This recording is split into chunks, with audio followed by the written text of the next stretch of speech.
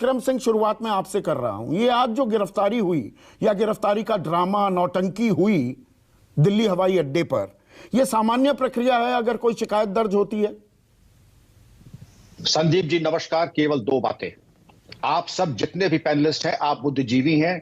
हम पुलिसकर्मी चाहे पूर्व हो या सेवारत हो, बुद्धिजीवी की श्रेणी में नहीं आते हैं। और आप जो करते हैं देश के लिए एक मानक होता है। और जैसा बिस्मार्क ने कहा था, right politely, speak diplomatically, one observe the rules of politeness even in the declaration of war. युद्ध की घोषणा में भी सामान्य शिष्टाचार का निर्वहन कीजिए, परिमार्जित भाषा का प्रयोग कीजिए। जो पवन खेड़ा साहब ने कहा उसकी मैं भर्त्सना करता हूं, नहीं होना चाहता। और जो उदाहरण आपने दिए वो भी बहुत ही औचित्यपूर्ण है। उस तरीके की भाषा शैली का कोई स्थान सभ्य समाज में नहीं है। अब हम आते हैं पुलिस एक्शन के ऊपर।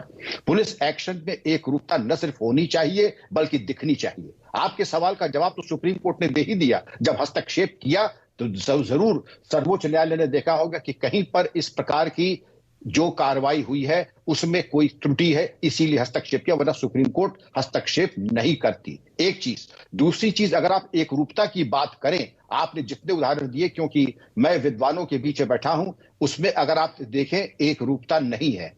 Show me the man and I will show you the rules. इस तरीके से पुलिसिंग नहीं होती है संदीप जी। आपको पहले चाहिए, सुप्रीम कोर्ट की गाइडलाइंस है कि इस तरीके के अपरिमार्जित असंयत टिप्पणियों के ऊपर कैसी कार्रवाई होनी चाहिए, क्या एसओपी होनी चाहिए। एसओपी के आधार पर लीगल ओपिनियन लीजिए। लीगल ओपिनियन के आधार पर अगर आपको चाहिए सेक्शन 41A के अंतर्गत नोटिस देना है तो नोटिस दीजिए। आपने यहां पर नोटिस देखा नहीं देखा। और दो तरीके की गिरफ्तारियां होती हैं, एक पलायित अपराधी, भूमिगत अपराधी, एक पुरस्कार घोषित अपराधी, और एक होता है जिसको मैं कह रहा हूं एक टेक्निकल ऑफेंस। इसमें और गिरफ्तारी में और जो असुविधा आज के यात्रियों को हुई, मैं समझता हूं कि there is always the best way of doing everything. एक सर्वश्रेष्ठ तरीका होता है किसी करने का। मुझे ऐसा आज मैं पूरे दिन ताज्जुब में रहा कि रियल लाइफ, असल जिंदगी का एक नजारा देख रहा हूं या रियल लाइफ देख रहा हूं।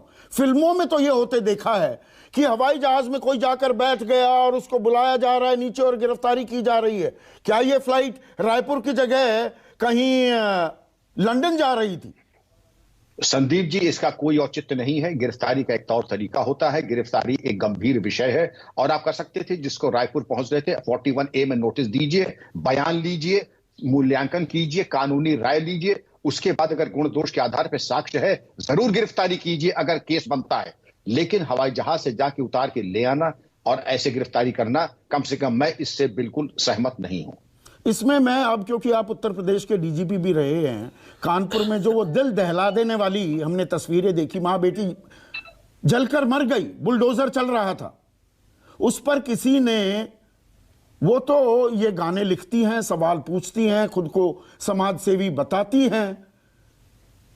कानपुर में काबा एक गाना आ जाता है तो पुलिस नोटिस दे देती है, ढूंढ ढूंढ कर वो नोटिस दिया जाता है। और मैं पलटकर पिछले 2 दिनों में, आपने भी वो तस्वीरें देखी होंगी, मानेसर में जो नासिर और जुनैद के कंकाल मिले, जले हुए शरीर मिले जो कंकाल हो चुके थे, भिवानी के लोहारू में, उसमें तफ्तीश चल रही है, धरपकड़ हो रही है, तो खुली धमकियां दी जाती हैं कि उल्टे पांव, अपने पांव पर राजस्थान पुलिस पहुंच नहीं पाएगी, अपने घर।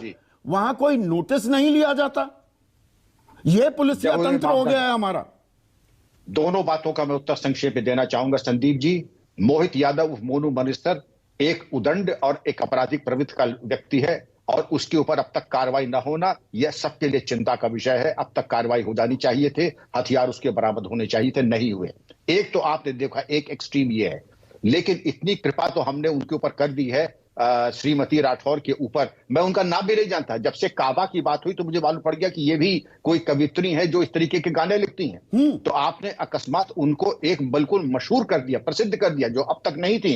लेकिन इस तरीके के कार्रवाई करके पुलिस का काम है चोरी, हत्या, डकैती, राजनी, लूट, साइबर क्राइम, इस चीज की तरफ सर्वोच्च प्राथमिकता दें।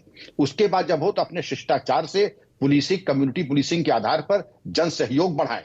और इस तरीके के गाने और कविता और साहित्यिक चीजों में जब तक कि आक्रामक, उग्र और समाज में आग लगाने वाली बात ना हो, मैं समझता हूं पुलिस कर्मियों की इसके ऊपर बड़ा परहेज करना चाहिए और अपनी सर्वोच्च प्राथमिकता 99% शक्तियां और सामर्थ्य लगाना चाहिए, जैसे मैंने कहा जघन्य अपराध यानी हीनस ऑफेंस जो परिभाषा है पुलिस रेगुलेशंस में उसके ऊपर। मैं समझता हूं कि अधिकांश समय मेरे इष्ट मित्रों में भी इनका श्रीमती राठौर का नाम किसी ने नहीं सुना था, लेकिन अब सब जान गए हैं, क्योंकि एक मैं समझता हूं कि एक ऐसी नोटिस दे दी गई है, कदाचित उसको लेकर के उनको वो प्रसिद्धि मिल गई जो कि इश्तिहार देने पे भी नहीं मिलती थी। बेहतर होता कि वो जो गा रहे हैं उनको गाने देते। हर कवि और उसकी प्रतिभा का एक समय होता है, जब कभी ऊपर जाता है तो वो नीचे भी आता है। वो अपने आप ही चिरागे शहर हूं बुझा चाहता हूं, वो काव्य प्रतिभा अपने आप समाप्त भी हो जाती, लेकिन नहीं, हमने अब उसमें और घी का तड़का लगा दिया है। अब ये काव्य समाप्त होने वाला नहीं, अब ये महाकाव्य होगा। नहीं, और इसमें हमारी सेंसिबिलिटीज, आप उपकुलपति भी हैं एक यूनिवर्सिटी के, विक्रम सिंह जी, पी चिदम्बरम कह रहे हैं शंकर और आर के लक्ष्मण आज की तारीख में जिंदा होते, उनको तो रोज बरोज जेल में ठूस दिया गया होता। और ये सवाल इसलिए भी जरूरी हो जाता है कि मोहम्मद जुबैर ऑल्ट न्यूज वाला वो एक आपत्तिजनक टिप्पणी करता है, टिप्पणी आपत्तिजनक लगी, पर वो लगी किसे?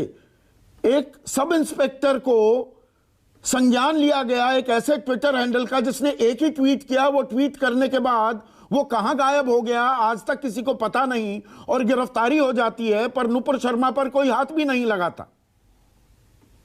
देखिए, दोनों बातें हैं, ये दोनों राजनीति से ओतप्रोत हैं। और नूपुर शर्मा जी के ऊपर तो मैं आपके शो में भी आ चुका हूं, और सुप्रीम कोर्ट की गाइडलाइंस अब आ गई हैं हेट स्पीच के ऊपर कि आप किसी की प्रतीक्षा नहीं करेंगे, सुओ मोटो कॉग्निजेंस लेके अपराध पंजीकृत करके कार्रवाई करेंगे। आपने जुबैर की बात बताई, मैं ये देख रहा हूं कि पिछले कुछ समय से इस तरीके की चीजें हमारा जो है, जैसे हम लगता है जैसे छुई मुई टच मी नॉट हो गए, बड़े जल्दी हमारे अहम के ऊपर आक्रमण हो जाता है। N assault on the ego, ऐसा लगता है रात चलते हमारे अहम को चोट लगने लगी है। अरे संदीप जी, आपने भी देखा, हम लोगों को तो वो गाली की अंताक्षरी होती थी हम लोगों के ऊपर, वो गाली की अंताक्षरी, वो मैला फेंका जाता था, कभी उसकी कॉग्निजेंस ली नहीं। तो हम संकीर्ण होते जा रहे हैं क्या? और इसका बेजा इस्तेमाल भी हो रहा है। अब अपमान तो किसी भी बात को आप इस बात पर अपमानित महसूस कर सकते हैं विक्रम जी, मैं आपको बहुत बार जी लगाता हूं, बहुत बार मैं सीधा संबोधन करता हूं विक्रम सिंह का, और ये हम अपने कार्यक्रम में शगल रखते हैं, हम जी नहीं करते हैं ज्यादा, इस बात का भी बुरा माना जा सकता है। न करना चाहिए, न करना चाहिए।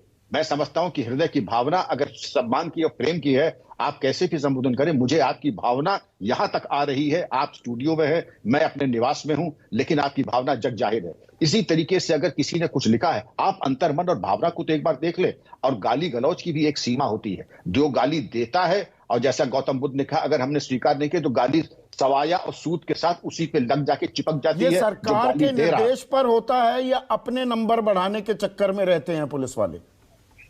नहीं, सरकार ये सब चीजों में कभी छोटी चीजों में नहीं पड़ती है, लेकिन हमारे यहाँ भी बड़े व्यवसायिक दक्ष और क्रांतिकारी किस्म के अब युवा अधिकारी आ रहे हैं फोर्स में, जो कि चाहते हैं कि कोई ऐसा काम कर दे जिसको हम कहते हैं being more loyal than the king.